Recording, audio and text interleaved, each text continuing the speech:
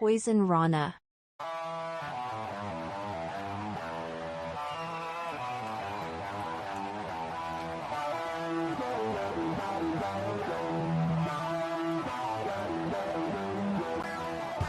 First time in a long time, but back like I never left. Taking each day as it comes, you know me, I don't read ahead. Watch me burn down everything, BDE on the TV set. When I'm in control on the road, you could never really know what's up next.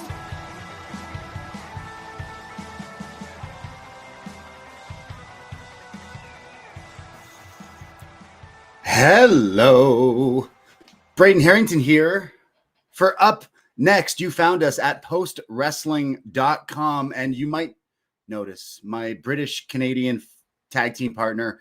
He's off on vacation, enjoying the sweet dulcet tones of Oasis over at Wembley. But have no fear, because I have made the hot tag to two friends in the Poisonrana post wrestling universe. First, my brother from Detroit. His name is Brian, but we all call him B Detroit. I had a question for you. What up, Doe? What up, Doe? What up, Doe? What up, Doe? Back again for Up Next episode. What is the odds of that? You know what I mean? 2 in 1 month? Come on, man. I'm on the high street. Back again, baby. What's going on? It's great to have you guys here, man. Thank you. Thank you for joining. And it's not just a what up next. It's a what up next detox, because we're not alone. Another hot tag, a 6-man tag match here tonight with Jordan Goodman from the Detox and the Wellness Policy. How you doing, good sir? Yes, I'm good. Happy to be here. B, I read the Dilla Time book this year. Can I say what up, Doe, as well? Absolutely. Why wouldn't you be able to say what up, Doe? What up, Doe? What up, Doe? I gotta say, Dilla and Insane Clown Posse, I'm kind of envious. Detroit. I mean, I never heard no one say they was envious ICP, but I'll take it. You know, Drinking too much Fago.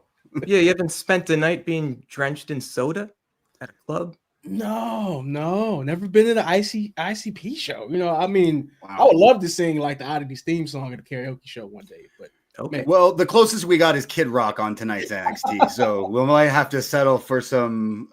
What was it? Summertime, all summer long? Yeah, something like that. Appreciate you fellas joining us here tonight for some NXT. We're going to talk about NXT. We are up next. Davie is away. He'll be away for a few weeks, but we got some friends holding down the fort, and appreciate you tuning in here at Post Wrestling. Shout out anyone who's entered the Post Wrestling G1 contest. I'm going to win the whole damn thing. Watch it. I don't know if I'm doing well or doing bad, but watch it. I'm not even really watching the G1 all that much, but I'm still going to win. So shout out anyone who's in that. And I think it's too late to join, right? Yeah. But yeah, I'm going to win it. That's what I'm claiming. But postwrestling.com for all the updates on that and all the updates in the world of wrestling and news. And we have a topic we need to start the show with, because rest in peace, the Prince of Darkness, WWE Hall of Famer, Ozzy Osbourne, has passed away in what seems a bit of an Ultimate Warrior kind of situation. He has his big celebration, and just like a week or so later, he's passed away. So maybe we could start the show by going through some Ozzy thoughts, because I'm a huge Black Sabbath fan, and I've grown up listening to tons of his music, obviously seeing him in the world of wrestling many different times. Maybe I'll start with you, B. Any Ozzy moments or memories or anything to say for the Prince of Darkness? Well, me being such a millennial, man, honestly wasn't that much into like that kind of metal like growing up, but his reality show really got me into some Ozzy, man. I mean, how could you not? Like, he was such a lovable guy. Like, it was chaos, and then it was always like an episode of Family Matters, brought you back to the family at the end of the episode. You know what I mean? So like, that's how I kind of got into Ozzy. But then like growing up and then getting into some more rock myself, I became into a Sabbath fan, you know what I mean? So yeah, of course. Rest in peace, Oz, man. Yeah. What about you, Jordan?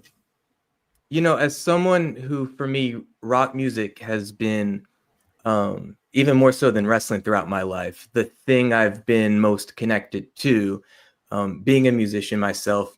Honestly, I never got that into Ozzy. I never got that into Black Sabbath. I didn't really spend that much time looking back. And when I first discovered his music in, I guess, the early 90s, I would have come across it. Like, it at least for me then, like, it didn't feel that intense relative to what had come, 20, 25 years later. I went to an Ozfest 2002, had a good time. And I saw Ozzy again, believe it or not, at a WWE SmackDown event. I feel like we've talked about this on a detox because you told that story to me, and it reminded me that one time my uncle and my cousin asked me if I wanted to go to a SmackDown. I swear it was Rochester, and it was a similar thing where he came out, did like a whole set of songs, and I was so upset that I didn't choose to go to this one random SmackDown because he had shown up. So maybe he has done this quite a few times. But looking through today of like seeing all the different WWE moments, like no wonder he's in that Hall of Fame because he was on so many different episodes of Raw, like WrestleMania back in like the 80s, Rock and Roll Connection and everything. So he definitely is a wrestling fan. And well deserved. I'd point everyone to postwrestling.com. John Pollock wrote a nice piece about Ozzy's multiple contributions to the WWE and pro wrestling, and even his involvement at WrestleMania 2 all these years ago. I think someone like Ozzy Osbourne doing something like that, not just a cameo appearance, but a bit more active in the storytelling of a pro wrestling match or feud, I think back then certainly did a lot to help legitimize pro wrestling to certainly his audience and a broader rock audience at that time.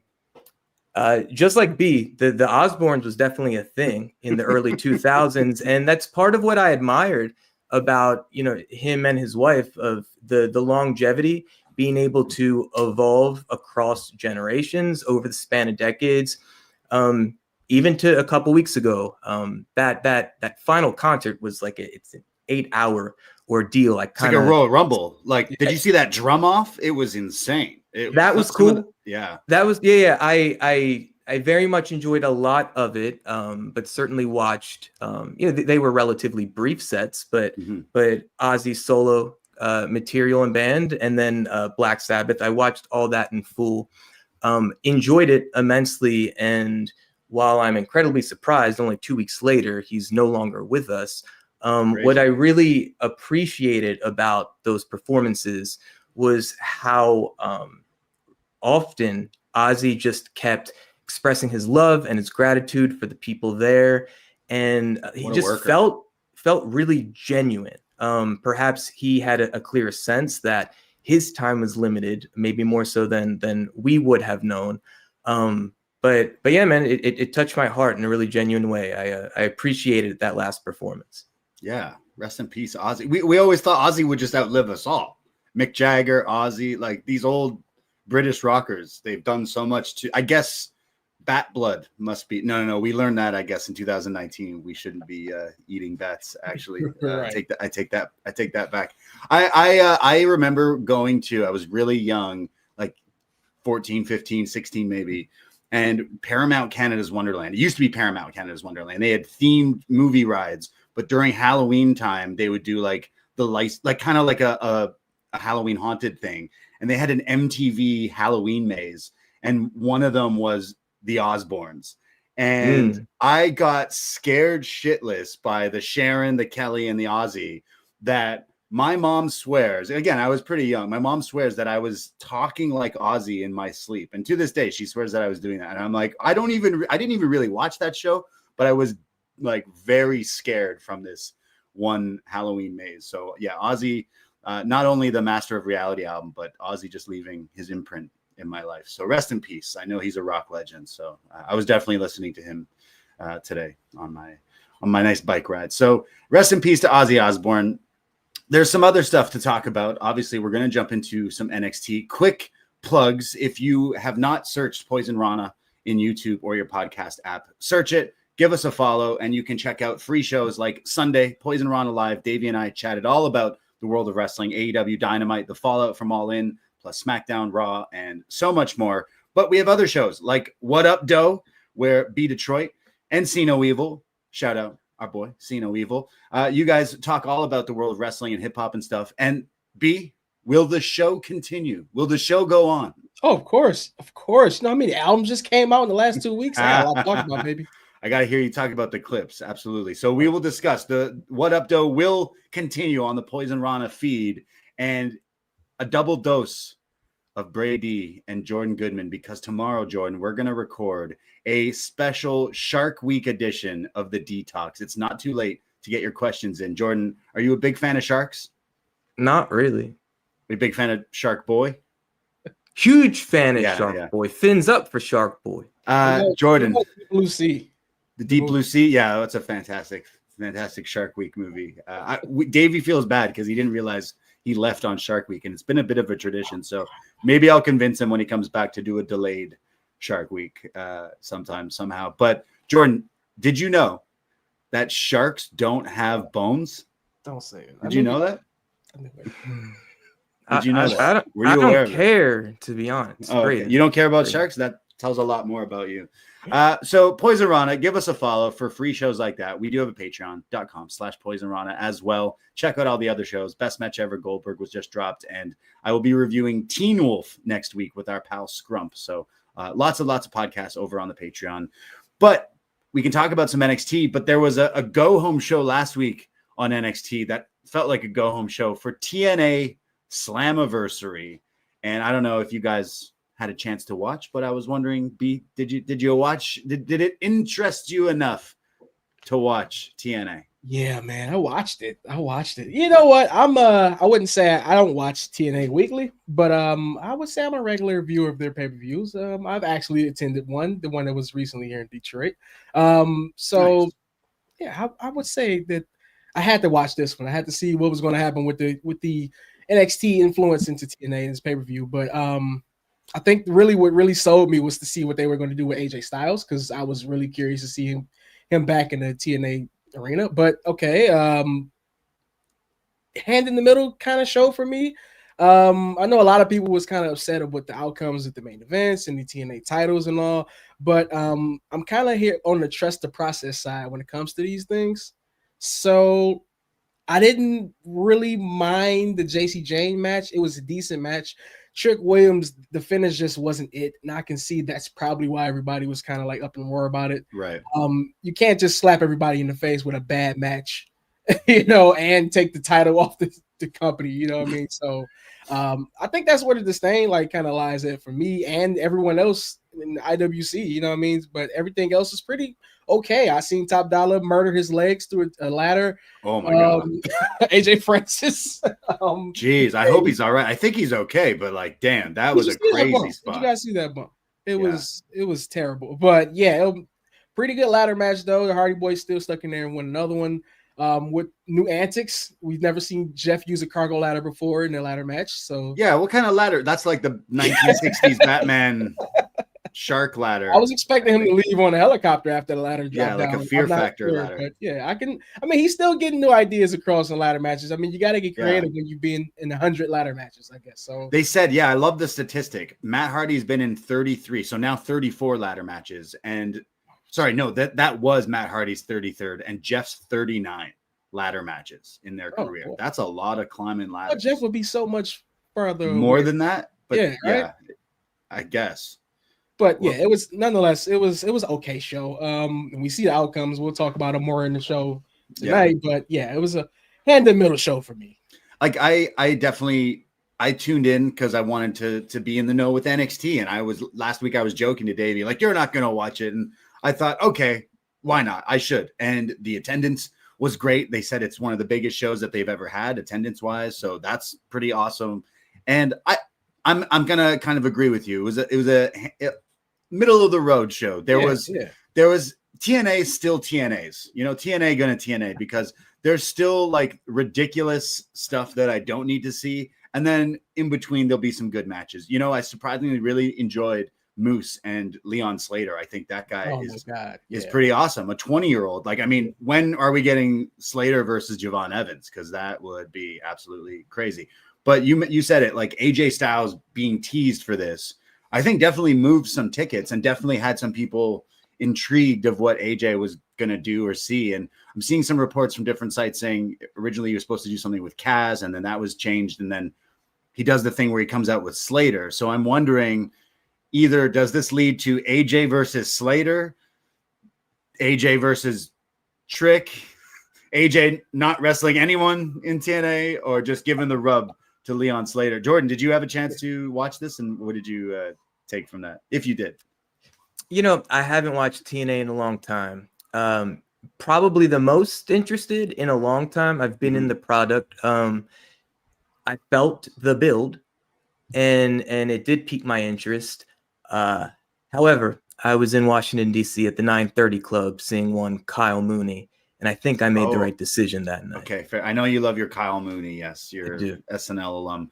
I definitely thought there was some good stuff. I didn't necessarily like the triple threat main event. I thought it underdelivered. And then the finish. Like, I'm not even mad at the finish, but would have probably been a smart idea to crown the new champion with Santana in front of your biggest audience in like New York City area. Like, not to mention, like, the man is practically what the kids call ore farming in his entrance that night. Like, yes, come on, man. Like, I don't know, but I mean, not Trick's entrance was amazing as well. Trick's entrance was, you know what, middle of the road amazing show. Yeah, Trick's entrance definitely put me in a great mood. Wow, if you haven't checked it out, the choir church entrance for Trick Will, and then the video now that he's uploaded, like, behind the scenes, may be even better. But yeah, like, there was still some goofy stuff. Like, for me, I watch NXT every week. We do this show every week, and they've been trying to get Dark State over. Now, I know TNA may have, in a way,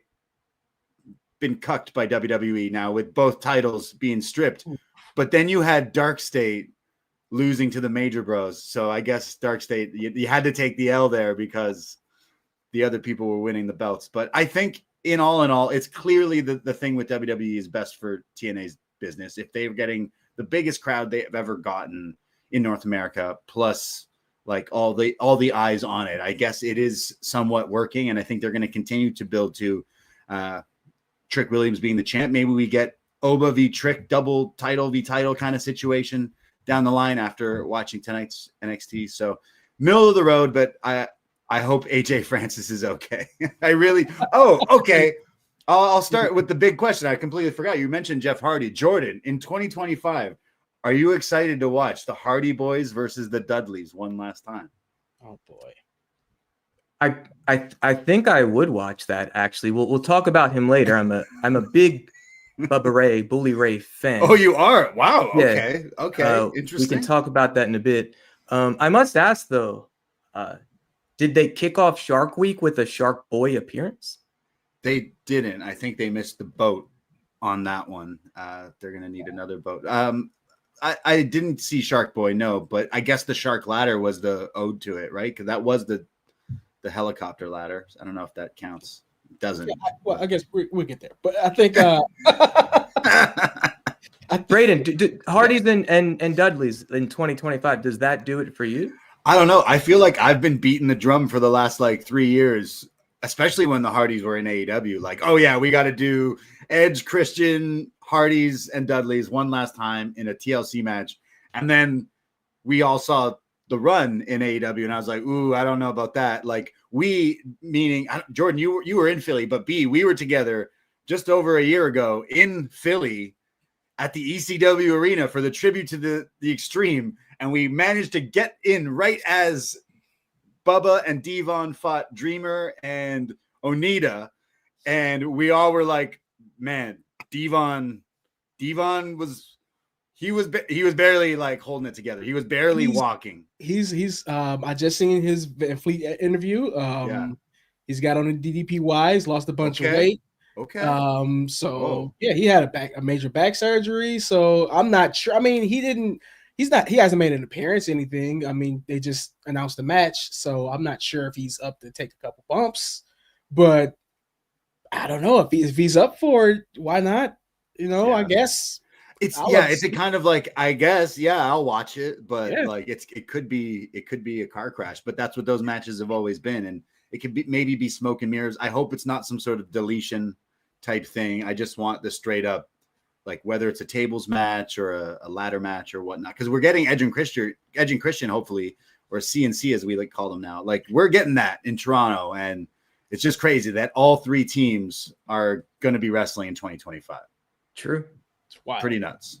So I think we're on the same page. Like, yeah, they probably shouldn't do this match, but will I watch it? Yeah, I probably will. So we go into Lowell, Massachusetts to go watch this. They're definitely not getting 7,000, but if you were to announce this match, you probably could get a couple thousand because there's some interest there, I'd say. Do you know what this building holds that they're running? I don't know if it's as big as what they just did, but we'll have to see. I think that would be a draw, like especially old school. Not even old school. We're old now, so like our generation, yes, they're interested in that, and like, yeah, there's interest. Almost like the roadkill factor. Like, I don't want to look, but I kind of will. If you were going to bring the Dudleys back out, wouldn't you try to get like Hammerstein or like ECW Arena for that? Right. Yeah, that would be a fantastic way to kind of have one last match. They would definitely draw at those two arenas. So. Easily. However, there at most you might be drawing 2,200 people, and that's a very expensive building to run. Right. Yeah. Fair enough. Yeah. So again, kind of thumbs in the middle for Slammiversary, but there was some cool stuff. Hearing "Get Ready to Fly," AJ Styles, that was good. Crowd singing it. AJ was amazed they were singing it too. So yeah, yeah. I know our boy Frank was there, and he said that was a big pop out moment. Everyone was losing it for that song. So maybe we will see AJ versus Slater. It could happen, but I don't know. The TNA community. Well, let's talk about some NXT TNA because we're going to go to Houston, Texas for some NXT. We are this music venue. What is the name of it? I had it written down, of course, and I lost it. But it was a very nice little music venue here for NXT. What did we think of NXT going on the road here tonight? I'm always ideal. Down. Yeah. Anything that one takes them out of the quote unquote sound studio of the same audience week in, week out. This not unlike AEW the past week. Like, this looked good. It sounded great when the show gave the crowd something to get into. I like it.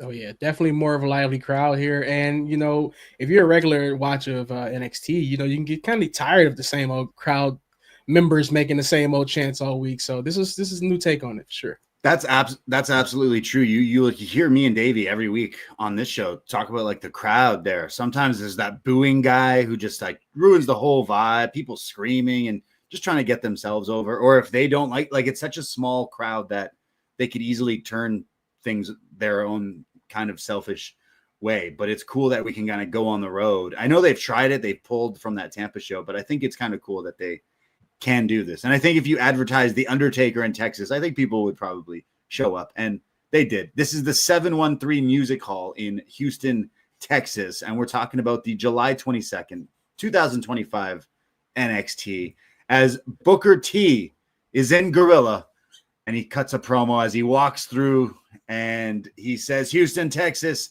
everything is bigger here and better in Texas." And in Texas, they got no bread, no water, and just meat. They do have good meat. As being in Dallas last week, the barbecue Terry Blacks, oh my goodness, changed my life. But Booker, they did have good cornbread also in Texas. So he there is bread, and they do have water in Texas, can confirm. You need water because how else would Sol Ruka surf in on her entrance here? Zaruka have made their entrance, this is an 8-person tag match. We got Zaruka teaming with the NXT tag champ Hank and Tank, taking on the Culling, Sean Spears, Nico Vance, Izzy, and now Tatum Paxley. I forgot to mention Booker also like running down the show quickly and then said Monica Monroe instead of Blake Monroe. And then Corey and Vic are just roasting him after saying you're Michael Cole, Candice Michelle kind of moment here. I didn't even notice. And I'm like, oh yeah, wait, her name's not Monica. It used to be double M. I went back a few times to get a sense of what he was saying. And I guess I'll start here just to set the tone. I don't think I've watched a full episode of NXT in 5 years, maybe. I don't watch the show. I watch enough wrestling as it is. And this show hasn't. Yeah, I'll watch, you know, a PLE here and there, Right. and I want them to kind of draw some hooks into me and get me excited. Just over the past few years hasn't been the case. My assumption is that week in and week out, Booker T isn't on the stage kind of hyping up the show, running down the every card. show like this. And I understand No, he hometown. I liked it because at least for me, anything that feels novel, anything that feels interesting, he's a recognizable face. It made the show feel a bit more big time just to have him there, running down the card, hyping it up. Small production thing. These are the things I'm interested in.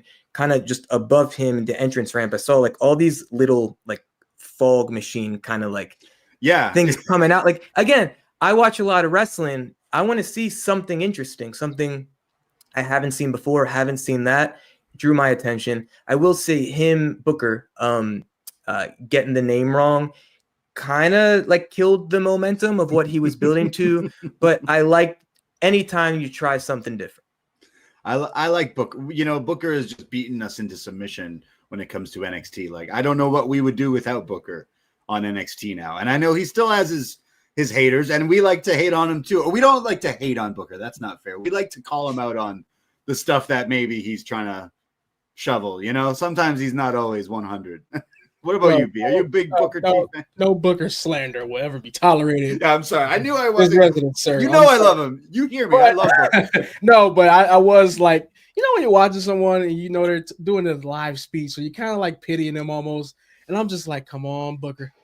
Come on, take her on home. You know, because once he got there, I'm like, why is he running down the card? Yeah. Like two more sentences. Let's go. Because, it was tough. I just wanted to get through it. Yeah, all meat. So 8-person tag match, and right as the kind of culling make their entrance down by the ring, the other team jump the bell and attack them. So everyone's going at it. Back in the ring, when Spears is in the ring, I think with Hank, he blows a kiss to Sol Ruka, and she manages to dodge it. I really appreciate it. This was like AJ Styles Nakamura Wrestle Kingdom type ish here. It's very nice. Hank and Tank coming in with a bulldog combo on Spears. Soul tags in, and she does this move where she jumps off the back of Zarya, hitting an X Factor. Very nice. Zarya's in and hits like a military press on Paxley. There's then all 4 members of this team doing tandem body slams, and then a big 4-person honk on Nico. During picture-in-picture, the culling, though, get back in, and there's some super kicks from Spears. There's some big splashes. And then when we come back, Izzy hits a sort of weird-looking code breaker and then dives onto Hank and Tank. And then Soul does the other side where she dives onto the culling. And then Spears somehow blocks Zarya from hitting the F5. So Zarya hits Sean Spears with an F10, shall we? And I think the crowd definitely awoke for that with some woman-on-man violence on NXT. This is where Paxley tries to roll her up, and then Spears throws her a doll, and then the lights go out. Dark State's music hits. It flashes that they're all around the arena, and then when the lights come back on, Zarya is like knocked out, and Tatum pins her 1, 2, 3, meaning the culling win. And I guess, Jordan, is it safe to assume the Barbie doll was the foreign object and the reason Tatum got the win? You're going to have to explain this to me. Dude, I don't know if I can, man. She likes dolls. Some people got puppets. Some people got cobras, iguanas. Is there any differentiation like about her relationship to this doll or the doll itself to Alexa Bliss and Lily? No, there's no Annabelle situation here. It's just she plays with dolls, and I don't know. I guess she used it as a weapon. You know, this match was really kind of getting cooking. I thought there was some good stuff, and then that finish was pretty silly and definitely dragged it down. But I will give everyone the props that were in the match because there was some really impressive stuff. I think Sol Ruka, I say every week, is future like superstar. She is just awesome to watch, but the finish here was definitely a little wonky. B, what did you think? Super weird, man, because like you said, it was just getting cooking, and they should do more like mixed tag like this. Yeah. You know, 8-way. But anyway, but like, yeah, it was just getting cooking. So Ruka, her offense is so clean. Like she's getting more creative when it comes to like making combos, and she's putting stuff together. Like, and I'm just really like digging what she's doing right now. But even Zarya, man, like I give them a lot of like crap just for having the corny like tag team thing going, but they really work well together. But this ending was just bad. It was bad. How am I supposed to care about the Dark State guys if they lost to I don't know, who did they lose to again? The System or something? Yeah. What was that? I don't know what that. It's like a ragtag team with TNA guys just fighting against these. Like Jordan, the doll thing. She's just there's no like haunted doll or anything. She just is obsessed with dolls. But Paxley's new to joining this kind of stable. But what did you think of this whole opening match? So even though I've heard some of these names, 7 of these 8 people, it may have been the first time I've seen them perform in ring. Obviously, I'm familiar with Spears. So, Braden, when you asked me to fill in on the show a few weeks ago, I was intrigued because for me, it felt like an interesting exercise of let me give this show that I otherwise wouldn't be tuning into my full attention and see if it can draw me in. Ultimately, this should be a key motivator for any pro wrestling program. Right. Assume someone is watching for the first time, even a lapsed NXT fan like myself, and give them a reason to come back next time. It felt like a good opening house show match. I thought the women certainly stood out much more than the men in this match. With the baby faces in particular. Yeah, I liked it. You said that honk honk was the name of that one move. So they do a honk honk as like a pose, but then the honk honk is where they both run at the guy at the same time. So in this match, Zarya and Soul also did it. I like that. I mean, Hank and Tank like had a nice presentation for like opening match. Let's give the fans something fun to get into. Yeah, I was overall impressed. But yeah, the doll. I understand the finish. You're building to something. This isn't actually just a house show match. It'll build to a tag like Hank and Tank. I'm assuming are going to face Dark State down the line. Dark State in the last few weeks have been saying we're going to shake things up. We're going to go for gold or whatever. So we will get to that match, whether it's Heat Wave or whatnot. But Hank and Tank's title reign might come to an end pretty soon, but I don't know. But then Dark State lost to TNA dudes, so really, like, yeah. But small touches though, like back to the match. I like when people do things like get custom jerseys for the whole team, like little touches like that.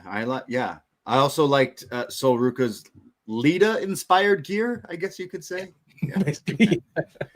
We see a recap of TNA Slammiversary. Jacy Jayne shocking the world and winning the TNA Knockouts title from Masha Slamovich. We see she's walking in. She's about to cut a promo. We then see Jordan Grace not being allowed into the arena here. She traveled all the way to Houston and got her makeup done here. And then Ava said, actually, you're not allowed to come back into the arena.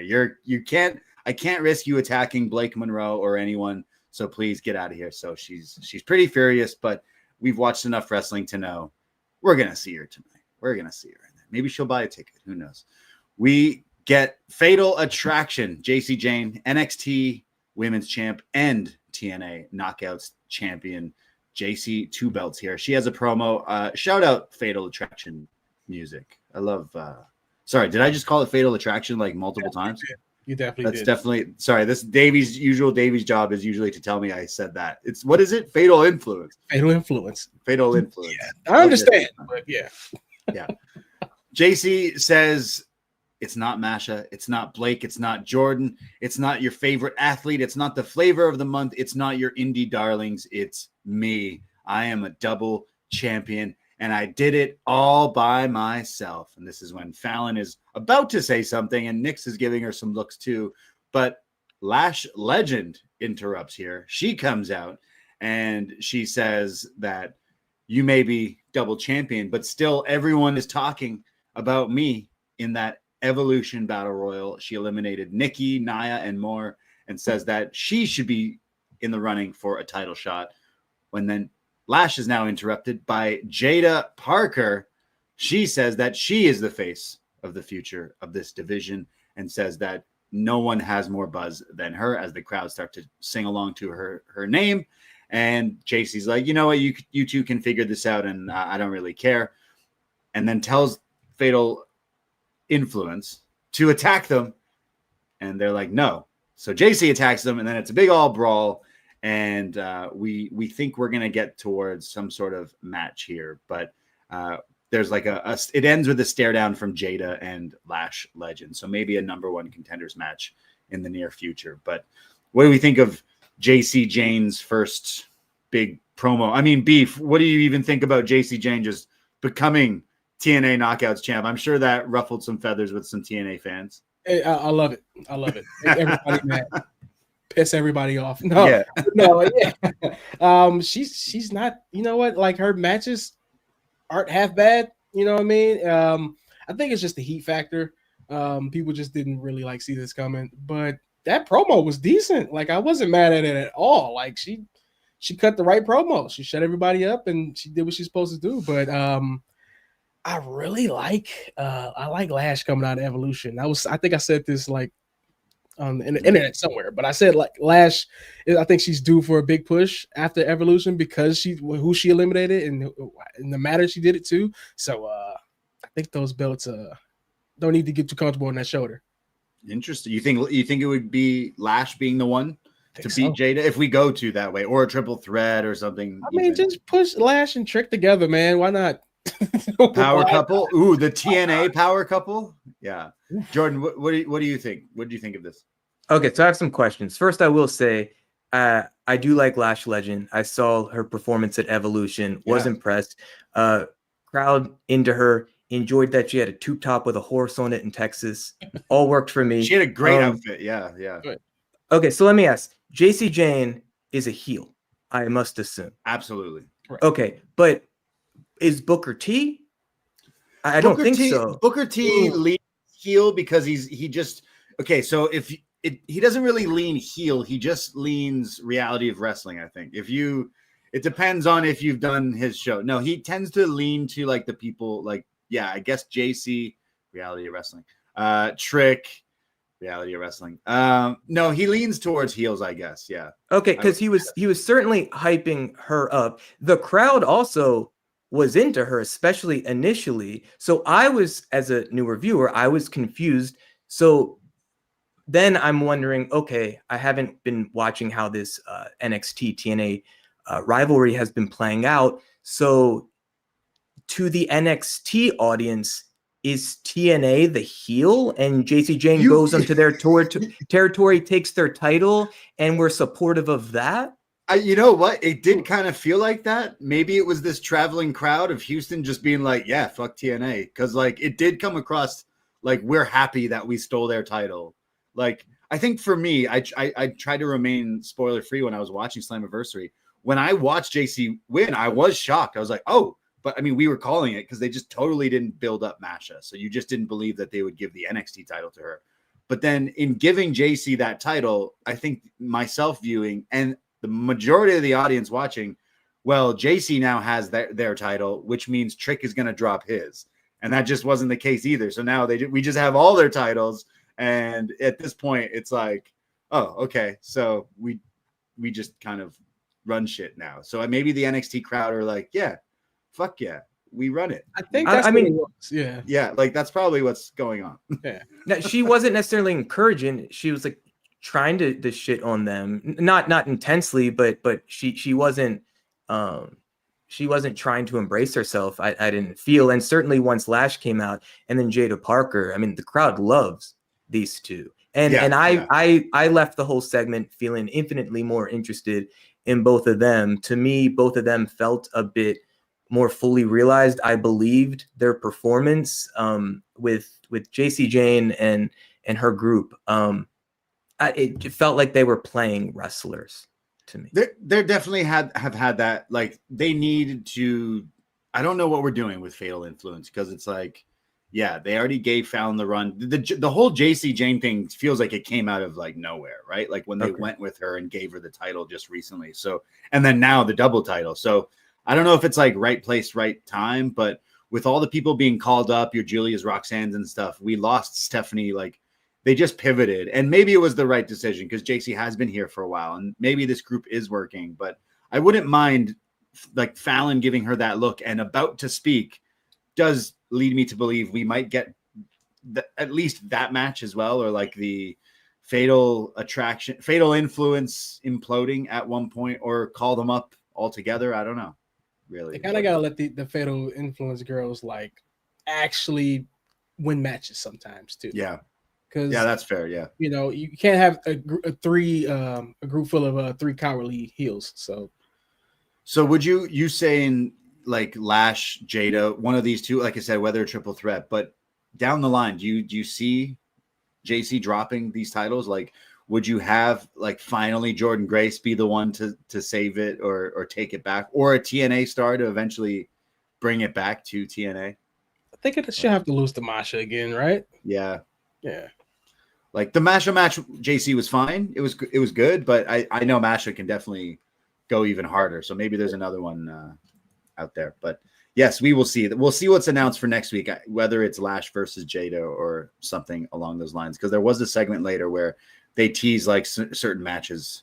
So we will see. We go backstage. Javon Evans is writing in his notebook, and Ricky Saints walks in and says, "Oh, what are you doing there? What are you writing down?" And Javon says he's writing notes, thinking up new moves.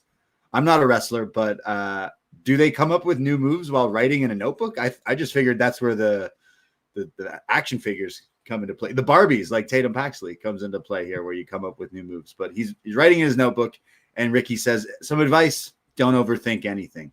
But then he goes, "Hey, but do you have any notes about Jasper?" Because Ricky's about to go face him. And Javon says that this guy is always crashing out and he's always angry. So watch out, but don't overthink it, just like you told me. So that match is coming up, and will Ricky overthink it? We will see. But do you have a journal? Do you ever write down things in a journal like this? Do you ever do that? I write raps, son. I know. Yeah. That's what I was expecting. Yeah. Exactly. Write down some. That's what like Javon was doing when I first seen this. I'm like, is he? Yeah, that's what I thought. Yeah, but Yeah, I think rhythm and right. flow. He meant like he's writing his next move, like his next move he's gonna make. Yeah. Because I hope he's not writing down Ushigiroshi on the piece of paper. I wish he would. I wish he would, because that's the best move ever, next to a Poisonrana, obviously. Yeah, writing down like beat Oba Femi, win title. Like, what is he? He's writing the spots. Yeah. He's practicing his cursive because he's 21. Do they even teach kids cursive anymore? Yeah. Exactly. No, but young people know about writing down affirmations. They do. Like, I'm gonna be a champion. I guess so. It's positivity. Yeah. You're taking the immaterial, making it material, and bringing it into your future existence. See, we were just making fun of the positive. See, Jordan's here to balance it out. Appreciate you. We see No Quarter Catch Crew. They're backstage. Wren is getting ready for her match against Blake, and Miles shows up and says, even though I'm not in the No Quarter Catch Crew, I'm still just going to hang around like I am in the No Quarter Catch Crew, because he really doesn't have much else going on, I guess. This is when they see Lexis King still wearing the earmuffs, the soundproof headphones, as he's banging around on shit backstage. And this is when they hype up Wren and say, go get that dub later tonight. And Tavion says, we'll all be in your corner. So Jordan, to catch you up to speed, Miles Bourne is a partially deaf wrestler, and Lexis King has now been walking around with soundproof headphones to walk in his shoes, so to speak, to understand what it is to be deaf. How benevolent and empathetic of one Lexis King. So we go to our next match. Ricky Saints taking on Jasper Troy. Jasper, the winner of LFG. Let's go. And Ricky, formerly known as Ricky Starks. I'm still not over Ricky Saints quite yet.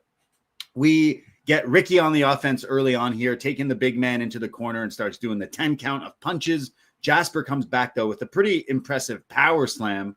Word to Davey Boy. We get a picture-in-picture while Jasper's just in control. He's throwing him around. He hits the hoe train and these repeated running, standing splashes for near falls. Eventually, though, when we come back, Ricky hits a tope to the outside, and then they start to brawl up the ring ramp here, and Ricky is in some sort of chokehold. And then I don't know what happened. I'm watching on Netflix here in Canada. You maybe you can tell me if your camera didn't cut away like mine, but the camera stays on the referee, who looks like he saw a ghost, as Jasper looks like he saw a ghost. No one knows what to do, and you just hear this like commotion or something basically falling apart. And I guess that's what happened to the rest of this match, because I guess they were supposed to do an angle where Ricky gets slammed through this thing, or I'm not quite sure, but the camera then pans and Ricky is now like in this part of the ramp, and they say, oh, Ricky's like fallen. So then Jasper then does a splash on top of him as the ref is counting the 10 count. Jasper just makes it back into the ring at 10, and the ref calls him the winner via countout, meaning Jasper beats Ricky. And now they have to put up caution tape around this little area for the rest of the show because this little thing. But I still can't. Braden, remind me, did he actually take a bump, or was it rigged for him to probably I don't know, take a bump? because you couldn't see it. The camera clearly cut away. You could hear it though.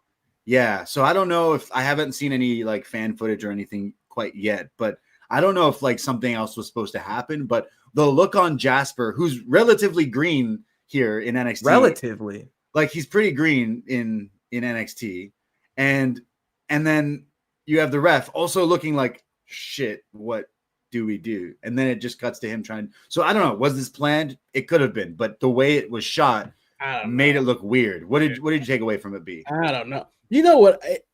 Because I was still like, when it was happening, I'm like, okay, what's happening? I heard something fall. My first thought was one of the barricades fell over. Right. Yeah. That's what I was thinking. Okay, a barricade fell over. They're just trying to get the barricade back up. But when they turned back and he was like through the ring there, through the ramp there, what I'm thinking is he wasn't supposed to go through at that spot. Yeah. But it just gave way somehow. Yeah. I think they're lucky. Yeah. I think they're lucky the camera wasn't on it. It's like when the table breaks before it's supposed to break kind of thing. Yeah, that's what I was thinking. But luckily everybody was safe too. That was another thing. I'm like, hopefully, like it didn't look bad, but they finished the match. But yeah, that's what I was thinking. Like maybe it just gave way before the spot happened. That has to have been the case, in that it was rigged and meant to give way, just because it was followed up by a significant move by a relatively green performer off of the stage. That's not something you just call on the fly.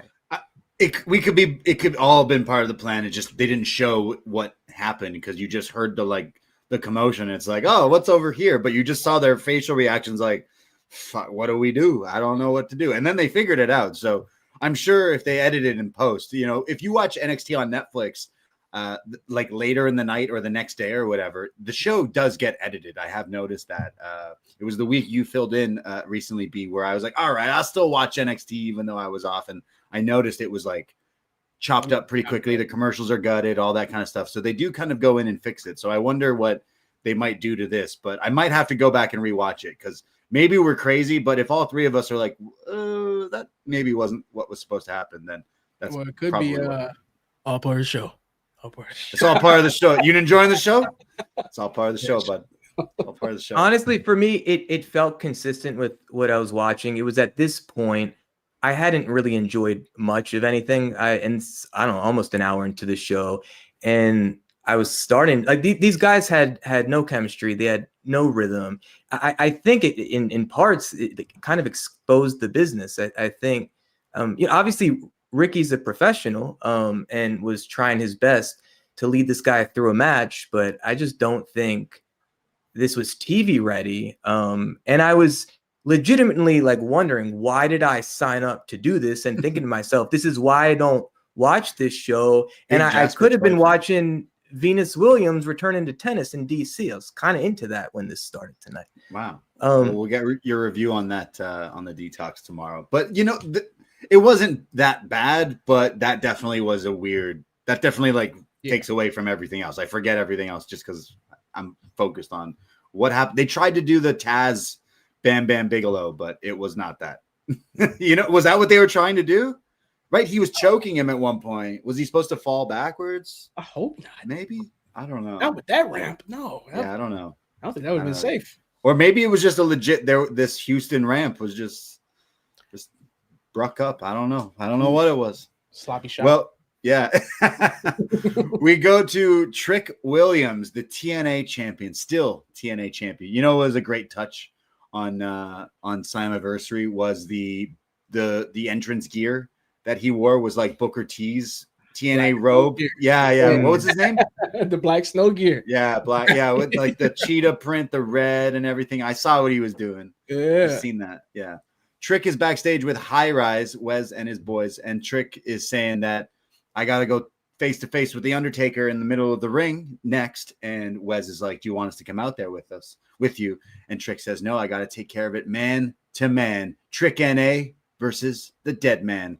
And we see Javon Evans still writing in his notepad, "Dear Stan."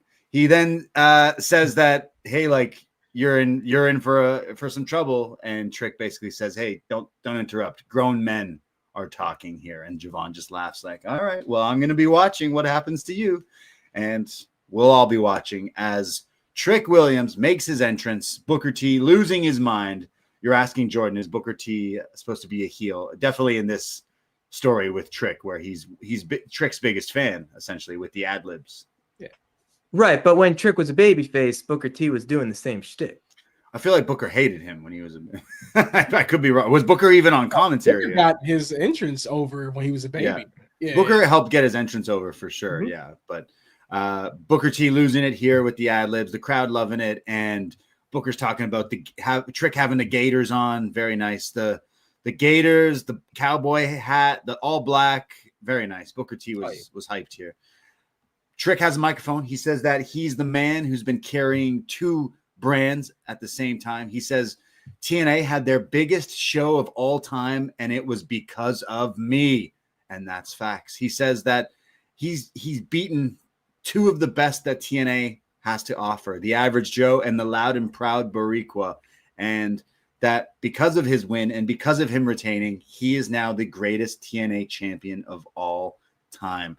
And then he says he's not sorry for shoving the LFG peeps last week. And that's why the Undertaker has gotten soft, and says that I got the kahunas to go face to face with the Undertaker. So Dead Man, get yo ass out here. And we hear it. The iconic gong hits as it transfers into Kid Rock, American Badass. Oh yeah, with so many radio edits in this version.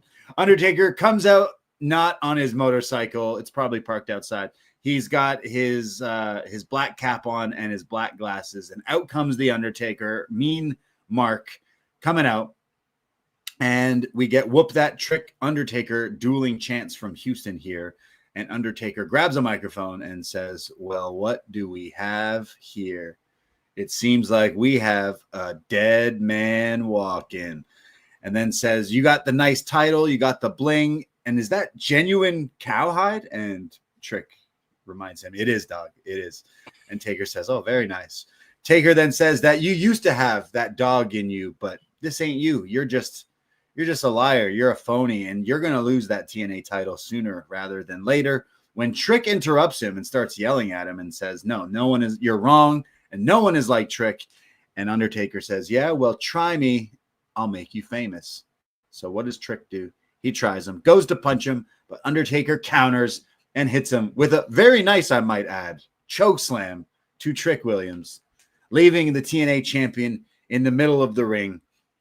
As we go to commercial break, of course, setting up for the big TNA championship match between Trick Williams and the Undertaker at NXT Heatwave. Obviously, this would be the direction they're going, right? You have the babyface take out the champ. So I assume that's what was this for? We're going.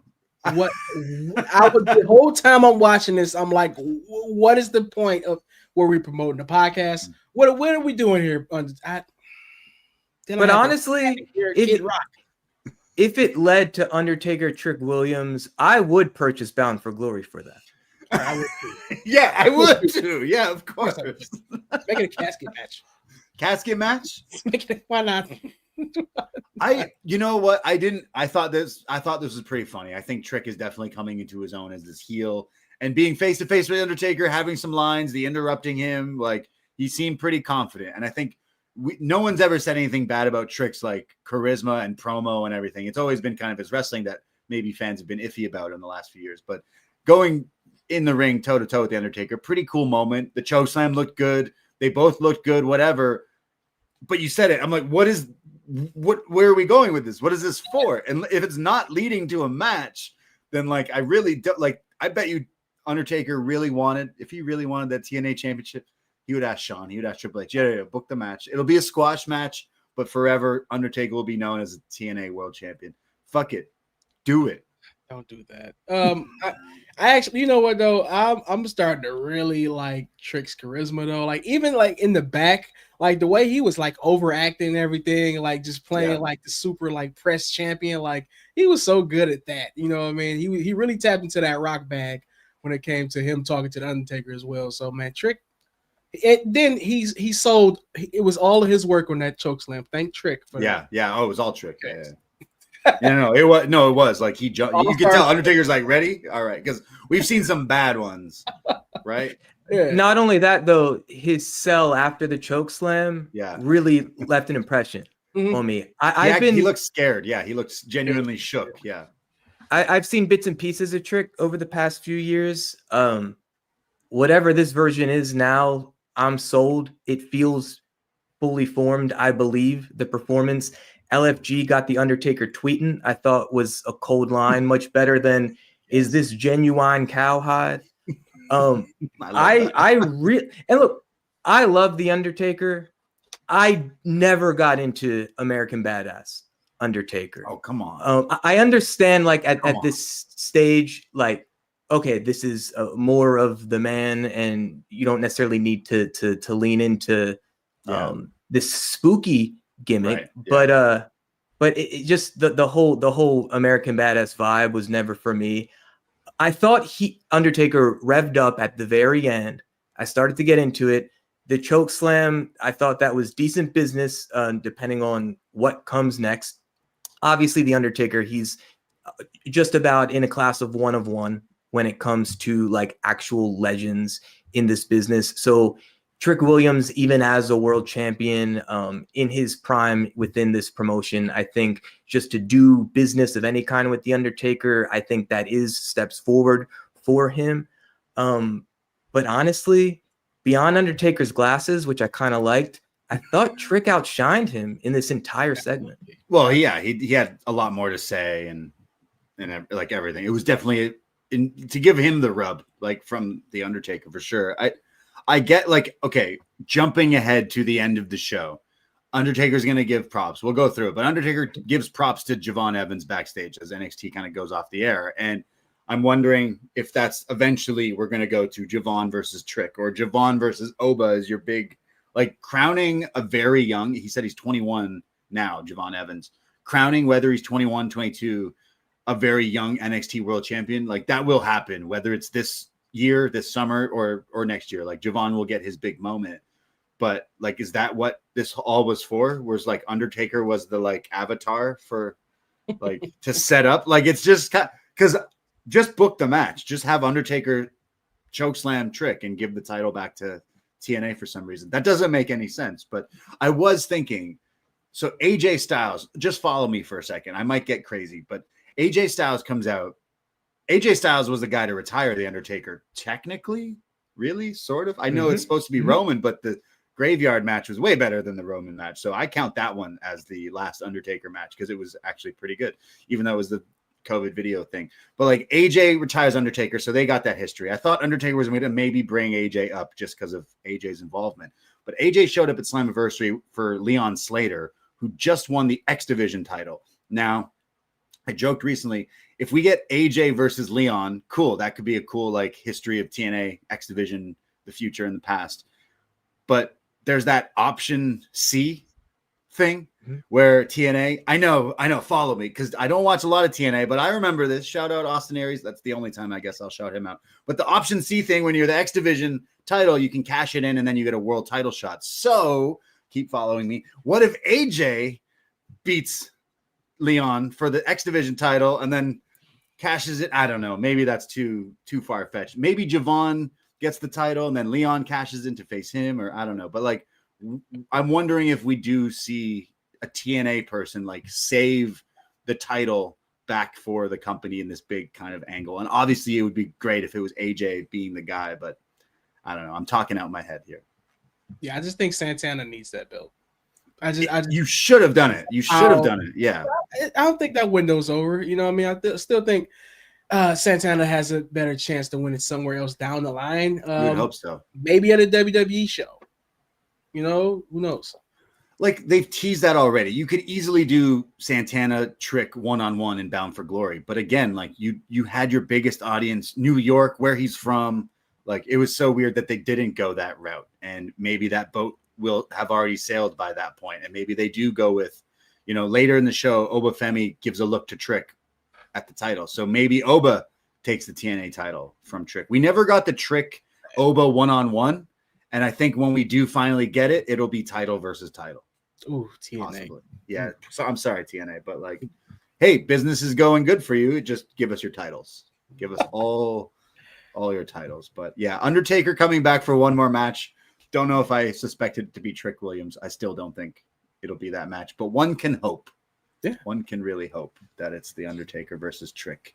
But you know, if Undertaker's on NXT, he's not the only one, because Michelle McCool is backstage with Fatal Influence. How excited were you to see one half of Lay Cool, Jordan, here on NXT? I know you were thrilled. Tickled even, Braden. Tickled. Wow. Calm yourself. They start talking to Michelle McCool, and she's kind of giving them some advice and says that, you know, you got to take care of the baddies. And I've had some baddies in my time. And that's when Jacy's like, go talk to Ava. And they kind of are shrugging her off. So Jacy says she's going to talk to Ava, and we'll see. It looks like Fatal Influence. Maybe there is something happening to this group, but maybe Michelle McCool joins the group. Who knows? But I don't know why she was here, but she was just here. We know why she was here, but like, you know why I'm asking. Main Michelle McCool. What's Undertaker? Calloway? No. Calloway. Me, Mark. Yeah. Booger Red. She's Miss Booger Red. That's still my favorite one. Jordan, you know, JR tried to get Undertaker's over as Booger Red. You ever hear that? No. It's such a great. I love it so much. I like it. I know. Me too. I think I like it.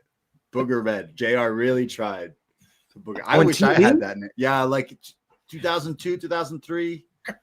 I don't know. It has something to do with like a Texas, I don't know, serial killer or something. I don't know. JR really was trying Booger Red. You don't believe anyone listening, you're like, what the fuck is he talking about? Google JR WWE Undertaker Booger Red. I'm not the best graphic designer, but I want like the Undertaker Dead Man Inc., but Booger Red. and like that devil face he used to wear with like a giant booger or something. Booger Red. So good. So good.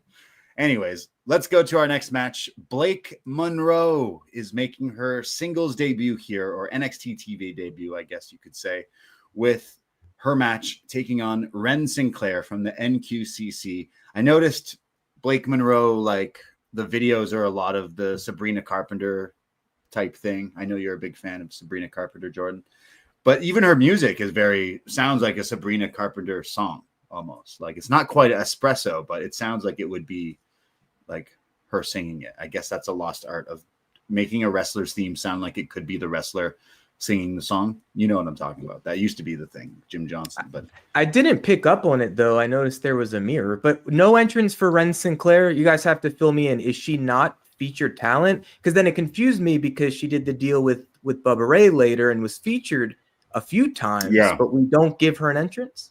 Yeah, just sometimes, you know, CW, there's no room for going past 10 o'clock.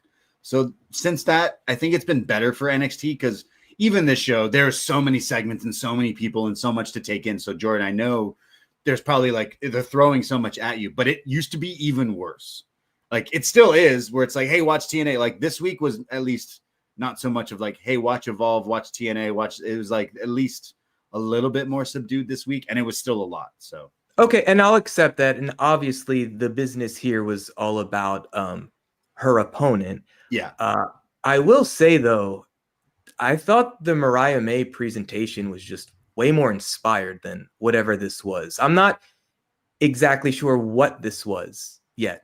I think a lot of people are saying that. That's definitely the criticisms. I mean, I know she's only been in NXT for just a short while, but I just think also it was just an odd timing. I think the heel turning her heel randomly, which didn't make sense at the time. Like, of course she's a better heel, but I think there was a few missteps where they just wanted to rush to have her on TV for that like shock moment, and then trying to like. I think once it does click, and she will eventually click, I think it will totally, because we've seen what she can do in AEW and stuff. But I think everyone, including myself, is already comparing it to like, well, her presentation in AEW was like so much better. But I think they're going to work out the little things to eventually make that work. I trust that too. She clearly has the talent to figure this out. It may just be like just a more awkward fit at first. Obviously, when she was introduced as Toni Storm, I'd have to imagine someone like Toni Storm, who clearly has incredible vision for the creative she's trying to play on screen. There was just something more realized there with the Mariah May, not only just character, but a storyline of significance. So is the perception still with NXT, even though it's on broadcast television in the States, is it still that this is a developmental brand and we're like still trying to figure it out? Oh yeah. Okay. Well, that's what TNA is for. They're the real developmental brand, and then for NXT, and then NXT. Then it's a long lap. All right. Are you saying Evolve is Evolve is definitely Evolve's on Tubi. Evolve's on Tubi, and I'm not knocking Tubi because Point Break is on Tubi. They got some good movies on Tubi, but like Evolve is on Tubi, and like, hey, TNA could be on Tubi, and that'd be great. That'd probably be good for them. Like I'm not knocking Tubi. I would never, but like I agree with you guys though. Like I do think, first of all, that entrance is still something I think they haven't like really nailed down yet. Like I think there's still like the music is good, but the music is good, but the whole package is still like working. Especially like we're on the road now, so we don't have our house things that we usually have in house back in Florida. So I don't think it's ready yet. And I think that's a big part of her presentation. The in-ring is there. We know she can go. We've seen her before. And she just don't have a real good dance partner down here right now. Like all the ladies that were good in NXT are either at the championship level or already up on the main roster now. She's still at this, hey, I'm just getting in here level. So I think eventually she'll make it to the top, and she'll have a good run in WWE. But right now it is feeling like, obviously people, if you watched before, they'll compare having the story or the character of Toni Storm, and then now having a character that's like sort of like that is almost like Toni Storm beat you into this character. She made you into this, like, I don't know, almost Barbie doll, Sabrina Carpenter thing. I'm not quite sure yet. My sense is I don't know if she quite sure understands the vision yet, because I know what it's like for her as a performer to perform, and I feel it. I get it. I understand it. I did not get that sense tonight. Also, part of the disappointment with Wren Sinclair, I have not seen how she's been presented in this company. To be honest, I don't know how much of her actual wrestling I've seen, but I came across her a couple years ago on social media doing her interview series. I don't know if you guys are familiar, but she had a little microphone, and I guess at indie shows, she would interview maybe a minute or so a wrestler, and like I found her to be genuinely entertaining. And it's not common that I find pro wrestlers that I find like genuinely funny, and I thought she was an incredible performer. So part of me was just assuming, okay, it seems like she's in a featured act on NXT. She's got a big match. I was expecting a bit more, but it seemed like she was the definition of enhancement talent, at least tonight. Every time she's on NXT, the crowd are usually behind her. They get the Wren NXT. Like she's a scene stealer. Like she's been someone who's only been a jobber essentially, but managed to really get over. I think back to the Survivor Challenge match or the Iron Survivor, right? She was really like one of the biggest pops of the whole night.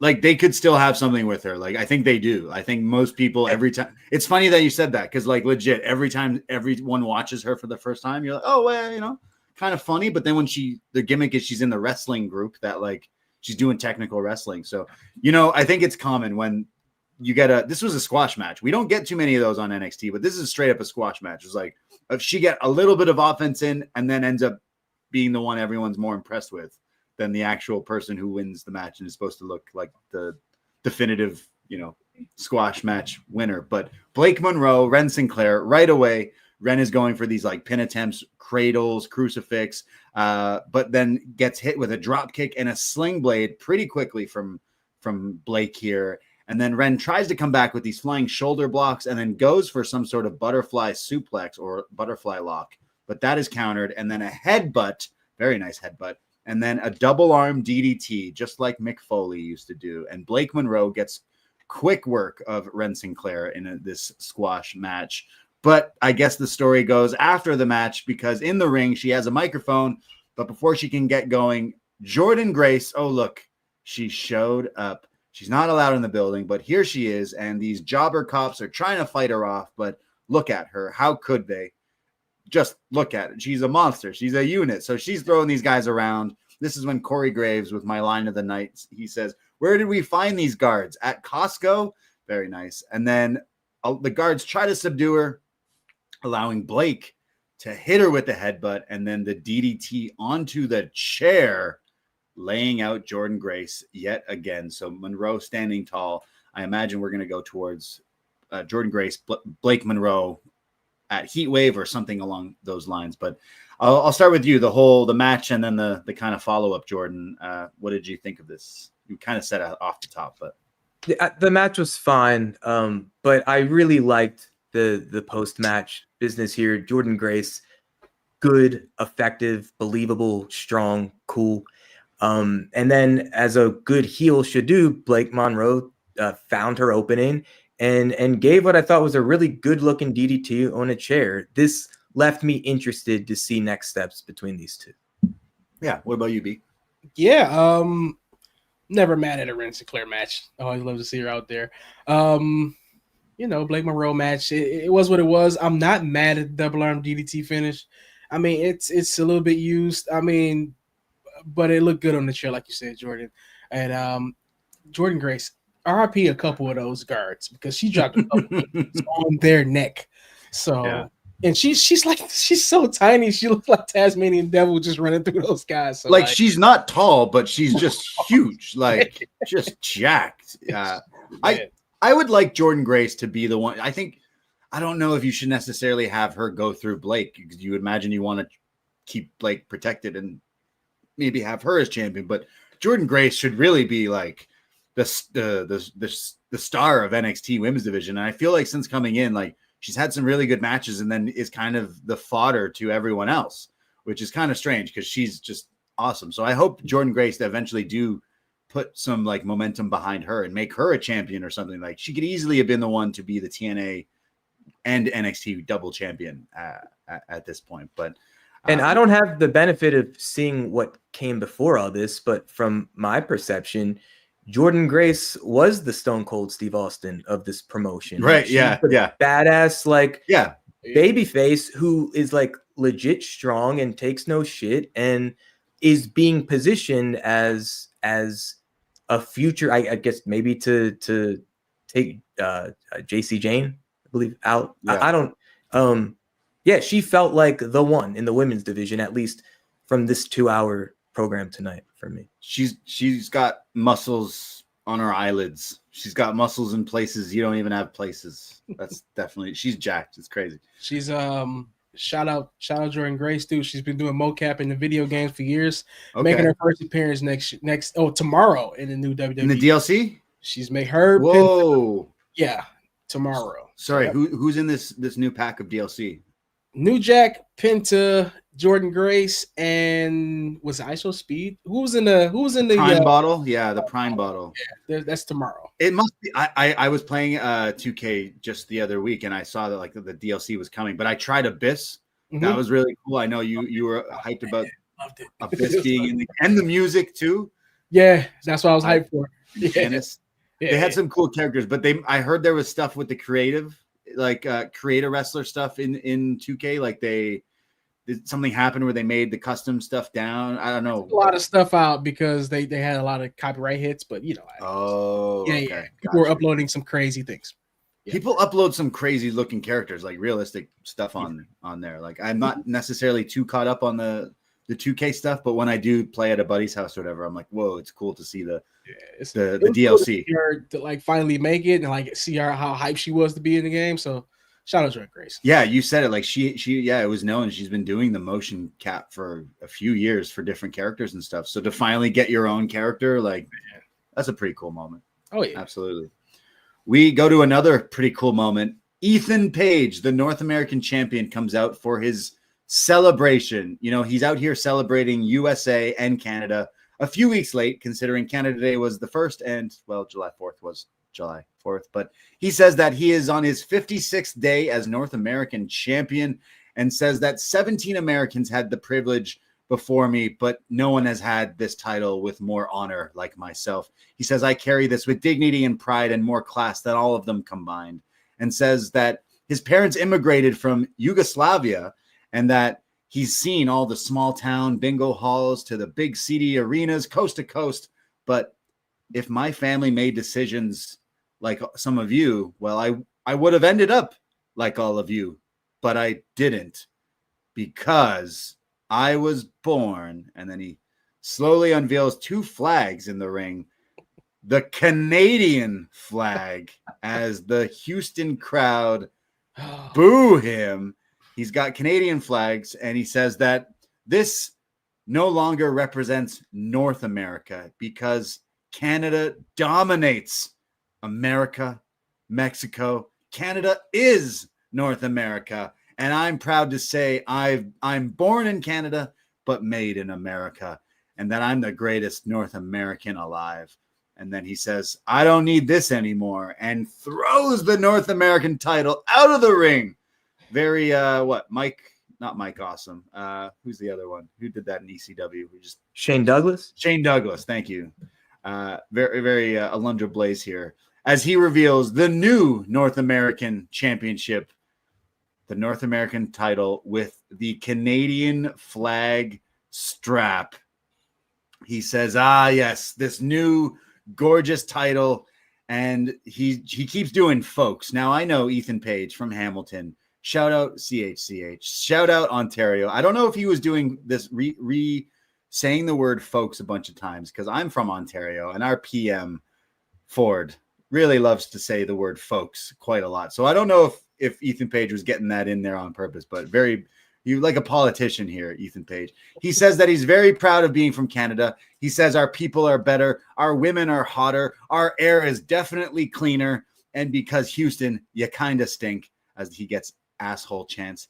He then says he's going to sing the national anthem, but as he does sing the national anthem, he's interrupted by a Canadian. Santino Marella comes out, the director of Authority from TNA. He says, you got a big mouth, Ethan Page.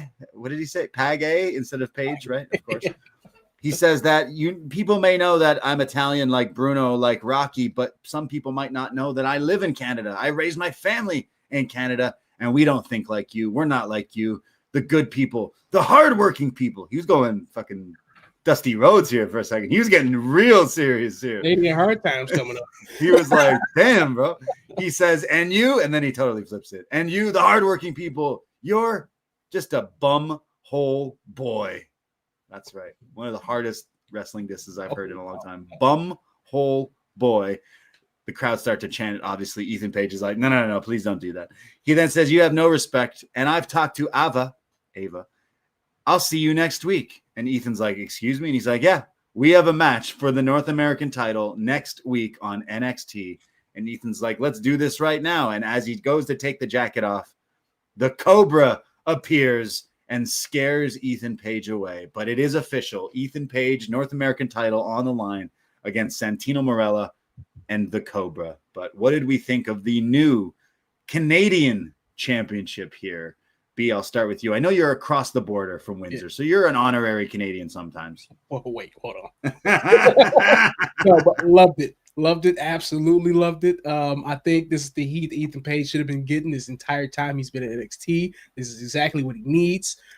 He couldn't pick a better place to do this at than Texas. I loved it. Absolutely loved it. What about you, Jordan? Agreed. We've probably all heard the phrase maximize your minutes. So even in the walk down the hall leading to the break before this segment, Ethan Page, 10 seconds, not saying a word, communicated a lot. Then he talked that walk in the ring. He looked like a star. He talked like a star. He made me very interested. Even just the play on your own title. Like, I thought it looked kind of cool. It looked kind of novel. The reveal of the Canadian flag, that worked. This man like drew genuine heat in the crowd, which is not the easiest thing to do. Santino comes out, the perfect foil for this Ethan Page character tonight. This was one of the things where I'm genuinely interested to see what happens next. Hopefully, Santino might get one small hope spot, but I have to imagine Ethan Page just dog walks this man next week. He felt like money. Like, he felt like someone who could actually draw money for a company. I was very impressed. He's really found his stride with this. Like he came into NXT last year. They gave him the title pretty quickly. And I don't know, it didn't feel like the Ethan Page that maybe we've seen before, or just didn't feel like he was at his full potential. But now this year, he has like been just like swinging for the fence, and every time it's really connecting. I think you could have done this segment on the main roster with the US title, and you'd have like people buzzing online. You'd have like your I don't know, TMZ Sports being like, hey, look, the Canadian whatever. Because I've been saying for a while with this whole Canada US thing, it's so easy to do the classic Bret Hart heel Canada character right now, and I was expecting someone to do it pretty quickly, and finally we're getting it. And Ethan Page totally right away getting it. And you know, I was in Texas last week, and I was a little nervous as a Canadian. Like, what if I tell if someone asks me where I'm from, do I say I'm from Canada? Will they hate me? And every time I told someone I was from Canada, all the Texans loved me. All the Americans treated me with love and respect. And I hope it's like that everywhere. But when I would say, oh, where are you from? Oh, I'm from Canada. California? No, Canada. Oh, thank God. Fuck California. So I don't know what's going on with you Texans and Californians, but I really love this promo. I'm really excited to see Ethan Page go on this Canada run, and I want all of it. I want to Canadian bacon, ham it up, like be all the Canada we can. You know, seeing the Cobra reminded me, he's not only bashing America, he also said Canada's better than Mexico. And maybe if he beats up the Cobra next week, maybe an iguana could come out for the save, and we could have a whole little, you know, North American zoo kind of thing happen up there. So Ethan Page will come out with the beaver.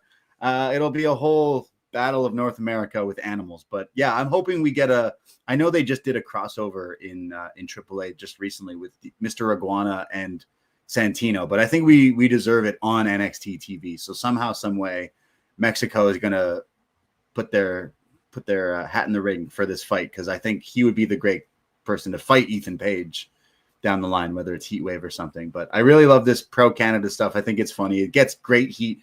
He's going to do this in Florida next week. They're just going to even worse. I think Florida people would hate us even more than Texans. Could you imagine though? Like you said, he could have did this on the main roster. They were in Texas Monday.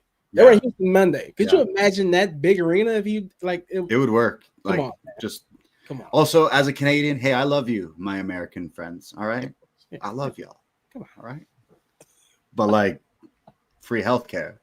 You're not wrong. Sounds good right now. Sounds real good right now. We, although according to Jerry Lawler, we don't have free healthcare. I don't know if you saw that. He was like, "Yeah, I got injured in Canada and they charged me $20,000. I guess they don't really have free healthcare." Jerry, you gotta be a Canadian to. Anyways, long live the king. We see Trick Williams backstage, and he's all like shook up from that chokeslam earlier. He's walking down the halls. He's like the Weeknd at that Super Bowl performance, just like all like bouncing off the walls, like what's going on. When he runs into the NXT champion Oba Femi, they have a stare down when Jacy Jayne bumps into them. So we got all the champions here, and then Oba looks at her titles and then looks at Trick's titles and kind of gives this look like, oh, I want that, as he walks away. So I do think this is teasing, like I said, Trick versus Oba, maybe a title v title. Oba Femi will save TNA is my I don't know, prediction. So my assumption is they have not done the match yet. They've teased Trick and Oba one-on-one, and then it was turned into a triple threat, and then they teased it again and it was turned into a different triple threat. So they've never fought one-on-one ever, but they've been in like triple threats, and you would assume title v title would be the biggest way you could do it, whether it's Heat Wave or a show after that or something, or like Bound for Glory, right? Like, I don't know. Yeah. You're saying you think it should be Santana. You're totally right. It's just, why would they have done this? Like, Santana lost, and then now Oba's like, oh, I want that. So was Santana pinned? I know it was a triple threat. He wasn't. He wasn't. Joe was pinned. So yeah. So another triple threat with Oba Femi.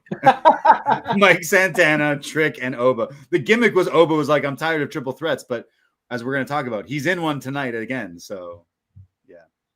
They're scared to just have Oba crush someone because then it's like that person's destroyed. I mean, it's over. Throws you around the ring. Yeah. You might as well go to the main roster. Exactly. So we'll see. Hey, Oba could lose and then go to the main roster, and Trick could continue on. He needs to. You think like obviously Trick and Carmelo Hayes are still boys, I would imagine, but you think Trick is rubbing it in his face that, hey, I got the TNA title and you never got. Oh, wait, where is Carmelo Hayes? Is he on like a milk had the NXT belt? Carmelo had the NXT title. The actual NXT? Oh, he did. Yeah. I'm thinking of the North American title. He had both. Yeah, I think he had both. Yeah, but never the TNA title. He's probably like, what? How did Trick Williams, out of all WWE NXT superstars over the years? Well, they didn't exist. Well, when Carmelo was in NXT, TNA didn't exist. Right? Some would say it still doesn't, but no, it still does. They're doing good, and I want them to continue to do good. So hopefully this kind of crossover continues being pretty good for them. But Oba did look at that title, so it does make me think they're going to go in that direction. So another WWE star with the belt. We see Javon backstage. Inamura shows up and he says, I need some advice. And he's like, bro, I'm only 21. What advice can I give you? So he goes to leave and he's like, oh, no, I'm kidding. And then he gives him some advice like, hey, don't worry about Briggs. Like, be yourself. And, well, Briggs, I don't know about him. He doesn't want to fight with honor. And he goes, yeah, I know. You feel me? And then Inamura touches him. And then he goes, no, you feel me? And then Inamura, like, almost hugs him and says, I feel you. So great. Great joke there. As we go to we're not in the match yet. We still have more back. See, Jordan, there's so many backstage segments on this show. We got Bubba Ray Dudley, Brady. Yeah. People, you're the only one who's excited for Bubba Ray Dudley, but I'm not going to take that away from you. So, no quarter catch crew are backstage. Miles is still in the crew, and Charlie's like, go away, Miles. You're not even in this crew anymore. You left. This is when Bully Ray Dudley walks in and says, are you going to tell me to go away? Huh? You can tell me? And then goes over to Wren and goes, Wren, I loved your match. And she's shocked. She's like, oh. And he goes, yeah, I loved your match so much. Like, you were great out there. Yeah, he dads out. Yeah. So this is when you can see Lexis King kind of in the background. And I think this is when Bully says, I got you another match, referring to Tavion. Therefore, I think we're going to go to Charlie versus Tavion one more time. And again, if Tavion wins, he can leave the no quarter catch crew. And you can tell him to take care, brush your hair. But if you lose, you have to smile. You have to be in the no quarter catch crew with a big smile on your face. And then this is when they see Lexis King, and Bully Ray goes, I No, isn't this Lexus? I think Bully Ray walks off and Lexus goes, "Hey," to Miles. "Hey, you big fat phony." I got Family Guy vibes here. "You big fat phony." I thought this was pretty funny. Miles is like, "What?" And he goes, "Yeah, Miles, everyone knows you're just pretending to be deaf." And Miles is like, "What are you talking about? I am actually deaf. You're the one wearing these headphones and all these things." He goes, "Yeah, well, if you're deaf, I'm blind." And Miles says, "Well, everyone wishes you were a mute," and then walks off. Some great locker room comedy here. Jordan, are you a fan of Bully Ray in this segment? Yes, let me explain. So Oh boy. How much time do we have? in the couple of years that I worked at Ring of Honor, I may have learned the most from Bully Ray. Wow. Okay. He is someone that was not interested in being anyone's friend. He was interested in everyone, even quote unquote office like me, backstage people, in being as professional and as effective as possible. He is someone who went to the Harvard of professional wrestling education for decades. And my experience of him was he was incredibly selfless in trying to make everyone else around him better, myself included. Look you dead in the eye, no bullshit. I mean, there was a time with me where he stopped an interview he was doing. I was in that night in more so How I Met You, Braden, coordinating talent with media. And I did not properly prepare him for the interview that he was doing. He straight up stopped the interview, took me outside, and explained to me how I did not do my job well enough. And he was right. And he taught me how to better protect the talent in that case. And I kept saying, thank you. And he even asked, like, why are you still thanking me? And I told him, this was maybe just a couple months into the job there. I told him, like, that was the first time someone like really went out of their way to educate me. And he knew that me being smarter and more effective at my job should only help everyone in that company and the company itself. I really, really enjoyed and admired him and the time I spent with him. And that's fair and valid, but clearly you didn't watch Aces and Eights era of TNA. You just I did. No, I did. I hated it. No, I was not a fan of that. I was not a fan of that. Trust me. But we are. I have a soft spot for Bubba Ray, and again, we already all agreed we're all going to watch the match against the Hardy Boys. So Why not? Why not? Yeah. I wouldn't see the man wrestle live at his age. I want to see him wrestle against the Hardys, of course. Of course we do. Why wouldn't we? Yeah. Hopefully it's his last. Like you would imagine that's Devon's last match, but would that be Bubba's as well? I would love for it Why to be. wouldn't it be? I don't think they got like a retirement thing ever, so that'd be cool. But like the Hardys will keep wrestling, obviously, until they just they're never going to ever. Yeah. In their lives. So I guess we're getting Miles versus Lexus. We're getting Charles versus Tavion, I think, next week again. And this is when we see the video of Roman on a treadmill, the Bronze, Roman and Jay versus Seth's crew, the Seth Riders at SummerSlam. I guess that is official now. So cool. Why did I need this on my NXT? Yeah, I don't know. Synergy. They're trying to, get out of here, Roman. Anyways, we go to the main event of NXT tonight. The NXT title on the line. Oba Femi, the champion, defending in a triple threat against Smoking Skull, Josh Briggs, and Yoshiki Inamura here. Jordan, honest opinion on Josh Briggs' Smoking Skull entrance. Felt like 1993 WWF Superstars. I always say it looks like, I love Josh Briggs and I think he's great, but it looks like he got it from the Dollar Tree. Dude, looks like he got it from Poundland. The spine that's connected to it, it's like this big. He's giant. He has a very busy outfit. He's wearing tasseled fucking Kevin Nash pants. Kevin Nash pants, yeah. He's wearing it's a busy outfit he's wearing. You know what I mean? It's like Pick one. Oh yeah, are you a cowboy or are you a biker? What are and then now what are you smoking skull? Yeah, like I don't know. Did you see? I don't know. John Pollock always sends me updates of New Japan, and he sent me a video of Great O'Khan vaping in his entrance. Did you see? This was way cooler than Josh Briggs smoking skull. Just the smoke coming out like it's a fucking dragon or something. Like it looks ridiculous too, but it looks better than again. I love Josh Briggs, and I'm hoping that whatever this is happening, like he gets a great push because I think he's awesome. But the smoking skull looks like it is from the dollar store, and then you stuck a smoke machine up it. Points for trying.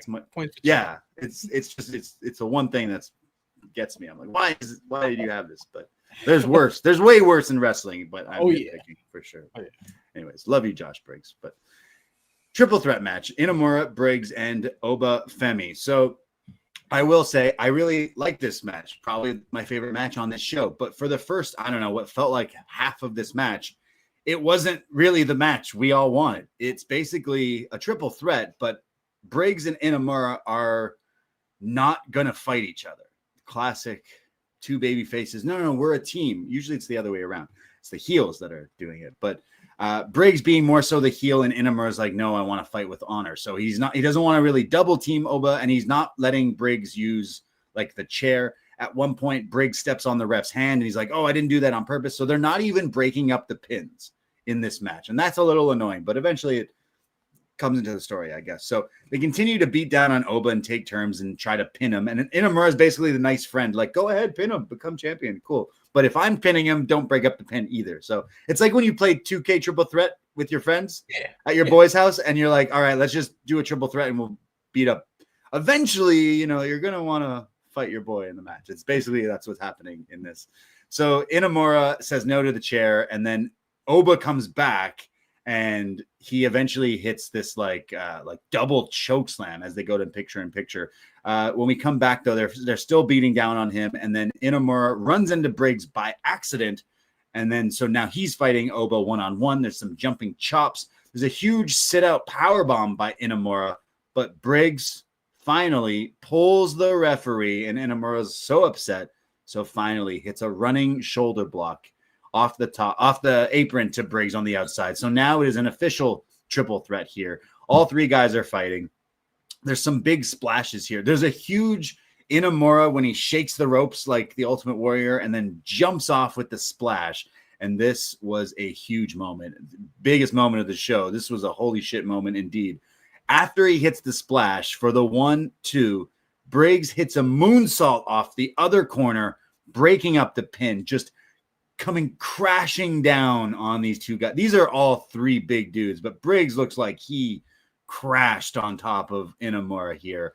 Goes to pin Oba, and Houston bit it for a second, but Oba kicks out at 2.9.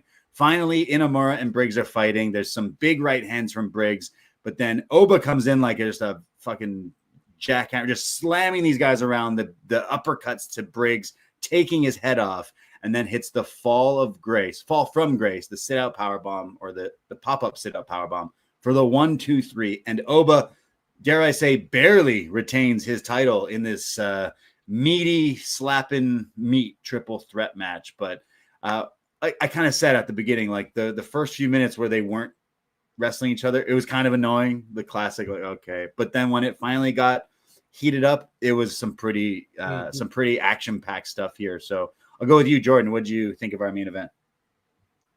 It was solid. I was underwhelmed for much of it. And it built to a nice boil. By the end, I thought they all did good. This may have been my first time seeing either of these guys in a full match. Okay. But like Oba Femi, I mean, just the entrance alone. Again, it's like something that feels fully realized. I felt it, and that's all I'm asking for in any art form. Just make me feel something, and he made me feel it. I think again, this is the extent of the in-ring work I've seen. I don't know if he has the promo in him or not, but just the entrance alone felt main roster ready yesterday. Yoshiki, I liked. He seemed very likable.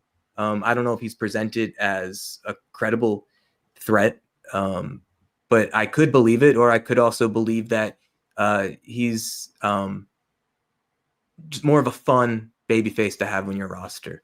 It was hard to get over that Briggs entrance, though. I'm telling you, it was hard for me. He impressed me in the ring, but again, first impressions count for so much. And after that first impression, I had to assume, okay, this is the main event. Like this wasn't going to be similar to the Ricky Saints match in terms of work rate. But again, with the entrance, it's like I don't know who that guy is. I only needed 10 seconds of Ethan Page walking backstage, and I had a sense of what that guy's about, and that I shouldn't like him. With Briggs, I didn't get it.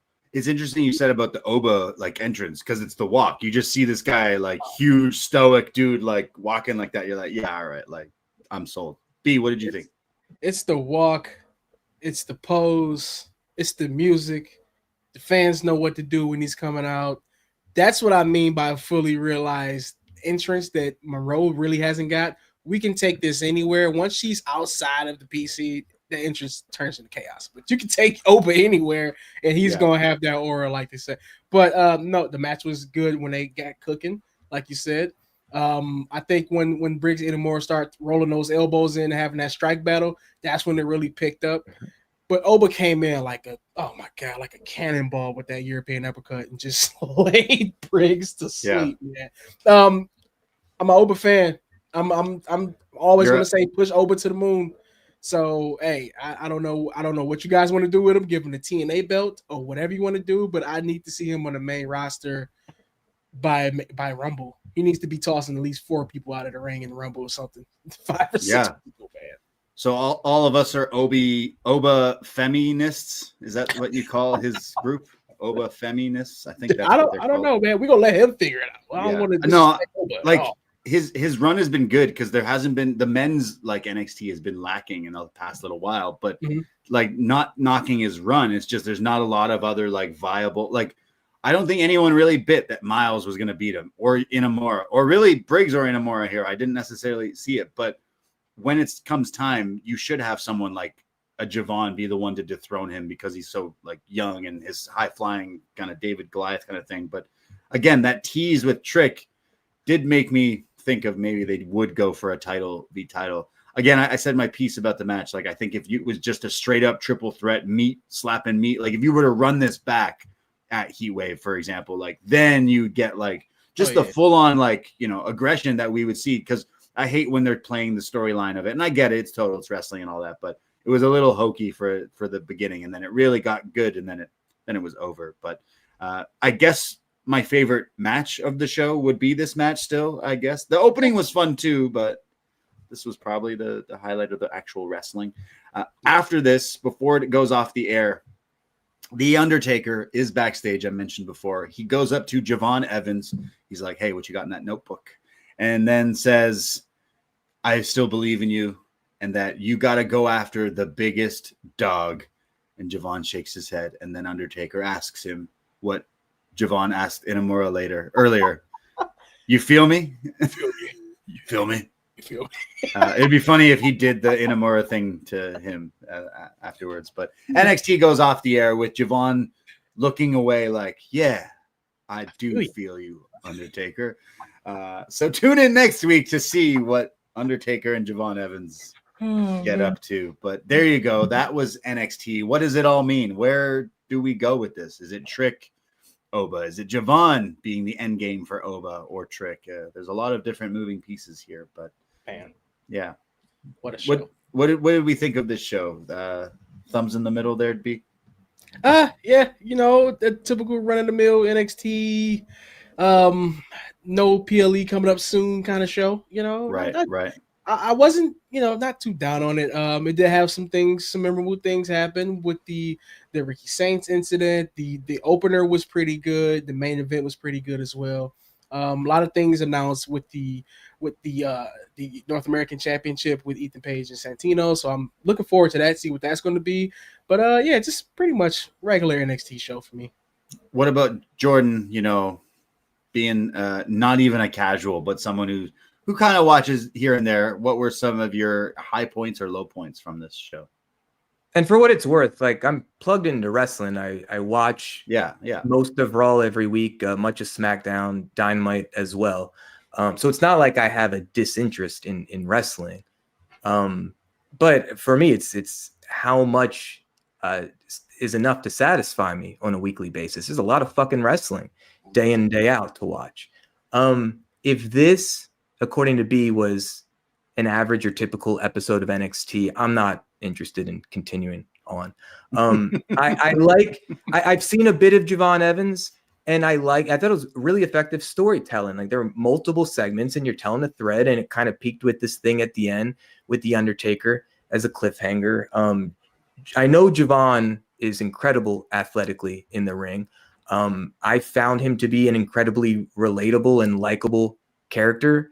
My man's the Doug Funny of NXT with the Journal. I don't know if this is an ongoing thing with him, but like he's a horse I would bet on. And if they really heat something up where he can sink his teeth into some sort of feud with a really compelling character, whether that's a Trick Williams or an Ethan Page or someone like that, at a minimum, it's something that I'd go out of my way to watch the clips on YouTube. Look, I went into this with a really open mind, also hoping it blew me away and it got me excited for next week. I'll take all of the great wrestling as any promotion is willing to serve me. But all in all, this wasn't it for me. I totally understand. I have a lot of friends who, were big into NXT, but that 2.0 really burst that bubble for a lot of people. And if you're trying to get your toes wet and jump in, okay, maybe I'll watch it. And then they're like promoting TNA and Evolve. It can be a lot that they didn't do a whole lot of that tonight. I guess the TNA obviously still pretty heavy, but it didn't feel as maybe messy as some of the other weeks, especially in the as recently. But I totally understand. I think TNA is still the like not must watch wrestling TV every week, but sometimes if you cherry pick, there are some glimmers of stuff. Like from tonight, I think my favorite highlight was Ethan Page and that Canadian segment and everything, obviously, right? Absolutely. So, like there still is like stuff that you can, like you said, if you check out the PLEs, you'll probably be pretty pleasantly surprised. But as of late, I still feel NXT hasn't. They still feel like I don't know what NXT even is right now, because it is still a little messy of like trying to do the partnership with TNA and everything. And I'm sure some people are really into it and stuff, but I'd say this was a better episode than maybe in the last few weeks for me, even though the wrestling maybe didn't totally hit, but yeah. Okay. And again, like we're even seeing how, if we take it for their word, the economic decision with Colbert's late show, like it's just the evolution of these things. I'd argue most people don't watch these late shows in full. Yeah. They watch the clips that they want on YouTube, and pro wrestling is not that dissimilar. I watch Raw on YouTube. Yeah. Okay. So if there is an Ethan Page or Javon Evans or some characters that have hooked me, I'll start there. But I'm certainly not going to invest 2 hours every Tuesday night in the full program of NXT. Totally. Again, I would be happy to if they gave me more than a handful of reasons to do that. This wasn't it for me. I probably have more of an interest in the next PLE just because I've familiarized myself with a decent amount of the characters tonight. But again, that might be the next serving of NXT that I'm willing to taste. So NXT Heatwave is the next PLE, and that's August 24th, Sunday. It is the same day as Forbidden Door. And I saw AEW announced their next pay-per-view. What is it? Wrestle Dream in October. So I'm assuming that's the same day as Halloween Havoc to be announced. Sorry, Braden. That just opens another issue for me though. Like I like AEW. I root for AEW. As I root for any pro wrestling company. I think what TNA is doing right now is incredible. It seems like every few weeks, like I hear that another person I know is now getting paid by TNA. That's great. More business generates more opportunity for people. But I had no interest in this last NXT PLE because I wanted to watch All In. You're telling me that if I have to choose between an AEW show and an NXT special, I'm going to choose AEW, and it's going to make me far less interested in checking out this NXT show. Maybe I'll cherry pick a match, but I don't know if I'm going to invest 2.5 to 3.5 hours after I just watched a 6-hour AEW pay-per-view. Yeah, NXT you already have to be like a bit more of a hardcore fan to watch, I feel like, because if you're just a casual, you might watch Raw, SmackDown, WrestleMania, Royal Rumble, but like you're not watching NXT probably every week. You're not even watching AEW every week, right? Like, I understand the counter programming, but I don't know if that actually helps NXT. No, it doesn't. It kind of shot themselves in the foot. I think it showed they shot themselves in the foot with that one, with the Great American Bash. They're going to do it again, though. They will continue. You'll see. I bet you they will. Like, again, Heatwave is obviously later in the night of that Sunday, but the shows could still overlap at some point. Like, AEW shows run like 8 hours long, so like they're gonna overlap that day again. So you're making wrestling fans choose for sure. And like I've been an NXT guy for years. I covered NXT every week for years, and I still chose the other show when it came to Great American Bash. I was like, no, sorry, like I'm gonna, as a fan, I want to watch the other things seem bigger and more impressive and more fun. Like I'm gonna have to make those choices, whether or not this is my job or not. I'll still probably choose, like, I'm still going to watch Forbidden Door, but I'm going to try to watch Heatwave after, but it's going to be hard because the shows are going to bleed into each other, and it does affect, I don't know, viewers. What do you think, B? From the, I don't know. I'll play the other side of the fence on this one and say I love that they counter program. I loved it. You like the wars? I would love it. I would love it if AEW start doing it. Why not? Let the fans decide, and you just choose what you're going to watch. Everybody's not watching everything. The G1's going on right now. I probably won't catch one match of the G1 until the very end. So my thing is, if you love wrestling, like everyone says you're supposed to do, just love wrestling, just figure out what you want to watch and watch it when you want to, like I do. Why not? But like you're saying, it's not helping NXT at all. Because I don't remember one thing from Great American Bash, and I watched both shows at the same time. Ooh, see, that's tough. How do you can't do that? It's like I don't have no idea what happened on Great American Bash. I can tell you probably two or three things that happened, but I can tell you everything that happened in the beginning of AEW's pay-per-view. But you know, like I said, put it all out there. I love them. Go at each other's necks. Why not? You want to see it. You want to see the fight. If it was a WWE event versus AEW, like I think you would obviously see way more people watch the WWE show over, but the hardcores or the sickos or the wrestling fans still might choose AEW, but WWE show would clear like if they went of course, but it's not apples to apples if you're asking a fan in the US to pay $50 for one wrestling show versus someone already with a Peacock subscription. Or, Netflix or whatever. Just for me, again, like the Heatwave, let's say, if it was a weekend where Heatwave was the only AEW or TNA or WWE affiliated show, NXT, I think, I think I'd be much more interested in watching it. That's how I am. But with the head to head, I understand, like maybe for people our age, there might be a nostalgia for something like that. But I don't see how it necessarily helps WWE to do that. One, from a PR perspective, it heals them as like the big dominating Goliath just trying to fuck with David. It does feel like that. But it's not making it any more enticing for me to even sample the product. You know, like if I like multiple different TV shows, like The Bear and then something else, like obviously I'm going to watch one and then watch the other, but wrestling, it gets all like, oh, well, this, you have to avoid spoilers, or you have to, like, it feels the tribalism is definitely really running rampant right now with wrestling. But you can't spoil me from good matches, though. You couldn't spoil me from Kenny. You couldn't. I don't care if you spoiled me right then while it's happening. I'm gonna watch it. You know what I mean? So even with that, I still feel like, hey, you're still gonna watch what you want when you have the chance to watch it. You know what I mean? So, well, you know, I'm just really happy Tessa Blanchard didn't show up on NXT tonight. Because I watched Slammiversary. I forgot to bring that up. I watched Slammiversary, and it seemed like it was a really like we're show. done. She's done. You know? And I was definitely expecting Tessa to show up tonight. I was like, of course, the show I asked B to show up on. She's good. She didn't though. So happy. But now that I've said that into the universe, so maybe next week. I don't even. You know what's crazy? Like, I haven't even before all the Tessa Blanchard stuff happened. I haven't even seen that many Tessa Blanchard matches for me to be a fan of her, to be disappointed. Even like after all this stuff happened, she's came back to TNA. Haven't watched enough TNA to even have an opinion about Tessa. But the things that I know about her aren't helping me want to watch her.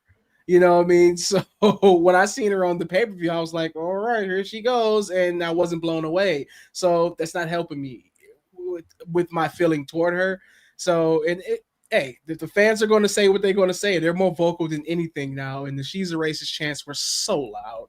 And it was brutal. I kind of felt bad for her, but you made the bed. Well, she didn't show up, but that's a yet. I think it might happen. I'll take AJ Francis every week.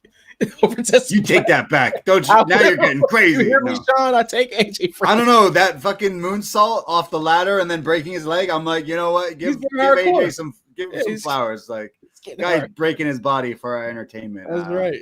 Even though it was still funny. I just hope he's okay, because I was like, the best was the spot then cuts to like this woman in the front row just dying laughing. I was like, oh my god. But that's how I felt at home. Yeah, she was real epic moment. Really good. Oh man. We have some feedback here. We have a Facebook group or a page. Search Poisonrana, like the page, but join the group as well. Magan writes in. He usually writes in every week. I'm going to go to you, Magan, who says a solid show in Houston tonight. The main event, Blake's TV debut, and the 8-person tag were good. Javon getting featured multiple times tonight, especially with Undertaker, giving him the boost to go after the biggest dog in the yard, meaning Oba. The Heat Waves headlining match got spelt out in a few words. It's time for Oba to do the honors because I can't see anyone else dethroning him but Javon. Trick's preoccupied holding the TNA title hostage. Jacy Jayne is quickly gaining a lot of enemies, and I suspect Thursday will have even more. Impact will be live from Kingston RI this Thursday. Oh, I didn't realize that they're going live. Good for them. Cool. Magan continues, it's plain as day as the cracks in Fatal Influence are growing by the week, and Ethan Page pulling a Lance Storm on the NA title was quite amusing. Santino stepping up to challenge him could be fun. But I guess we'll have to see the fallout. Jacy Jayne with the TNA title.